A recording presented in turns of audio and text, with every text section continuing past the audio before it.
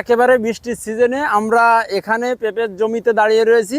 পেঁপের জমিতে ইন্টারক্রপ হিসাবে উচ্চ মূল্যের ফসল চুই ঝালটা রোপণ করেছিলাম। মানে আজকে আমরা এই যে দাঁড়িয়ে রয়েছি আজকে থেকে আপনার 10 দিন আগে, ঠিক আছে। তো এখানে আমরা যেটা দেখতে পাচ্ছি যে 10 দিন আগে রোপণ করেছিলাম। মজার ব্যাপার হচ্ছে একটা চারাও এখানে নষ্ট হয়নি।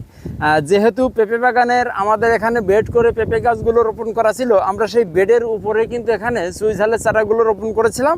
পানি বাঁধার কিন্তু কোনো সুযোগই নাই। তো এক্ষেত্রে যেটা বলতে চাই, আপনারা যারা পেঁপে চাষি আছেন, পেঁপের জমিতে সাথী ফসল হিসাবে উচ্চ মূল্যের ফসল এই চুই ঝালটা রোপণ করা যেতেই পারে। পেঁপে গাছ যেহেতু আপনার 4 হাত বাই 4 হাত দূরত্বে রোপণ করতে হয়, এর মাঝখানে যে গ্যাপটা থেকে থাকে এই গ্যাপে আমরা যদি একটা করে চুই ঝাল চারাটা রোপণ করে দিই, সেখানে কি হবে যে আদো আলো আদো ছায়া এটা কিন্তু পাবে। এক্ষেত্রে মনে করেন যে সেখানে কিন্তু অনাহাসেই চুই ঝালটা হয়ে যাবে। আমরা সাধারণত বারণ করে থাকি যে বর্ষার সিজনে চুই ঝাল রোপণ করা যাবে না। তো চুই ঝাল বর্ষার সিজনে রোপণ করতে পারবো না সেই জমিতে, যে জমির মাটিটা অনেক বেশি এঁঠোলো টাইপের হয়, যেখানে প্রচুর পরিমাণ পানি জমে, যেখানে কাদা হয়ে যায়। তো পেঁপের জমির বিষয়টা কিন্তু সম্পূর্ণ ভিন্ন। এখানে দেখতে পাবেন যে আমরা এই যে এখানে আজকে দাঁড়িয়ে রয়েছি, এখান থেকে আপনার 20 থেকে 25 মিনিট আগেও কিন্তু বৃষ্টি হয়ে গিয়েছে।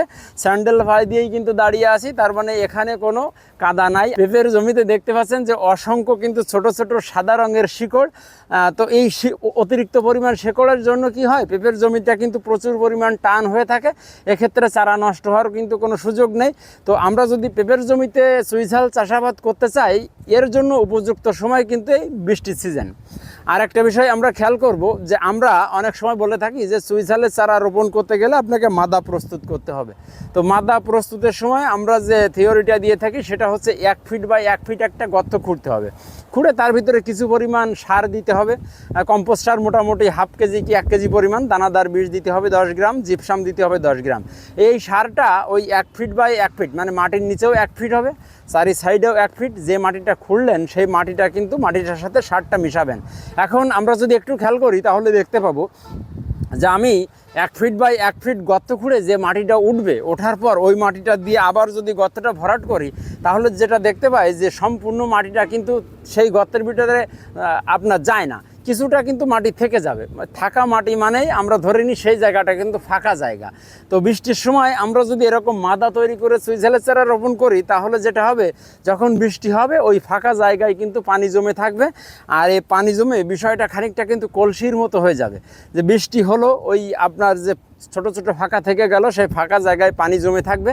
আর সেই জমা পানি থেকেই আপনার চুই ঝালের শিকড় পচা লেগে কিন্তু আপনার চুই ঝালটা নষ্ট হয়ে যেতে পারে। এই জন্য আমরা শুধুমাত্র যখন খরা মৌসুম তখন কিন্তু আমরা এই সিস্টেমটা অ্যাপ্লাই করব। আর যখন বৃষ্টির সিজন তখন আমরা যেটাভাবে আর কি চুই চারা রোপণ করব, আমরা এখানে কিন্তু স্ক্রিনে দেখতেই পাচ্ছি জাস্ট এভাবে কোনো রকমে কিন্তু আমরা আলতোভাবে মাটিটা খুঁড়ে সেখানে যতটুকু মাটি না দিলেই নয় অতটুকু মাটি দিয়ে আমরা চুই ঝালের চারাটা রোপণ করে দেব। আমরা এক বিন্দুও কিন্তু এখানে সার দিচ্ছি না, আমরা শুধুমাত্র আপনার চুই ঝালের চারাটাই রোপণ করে দিচ্ছি।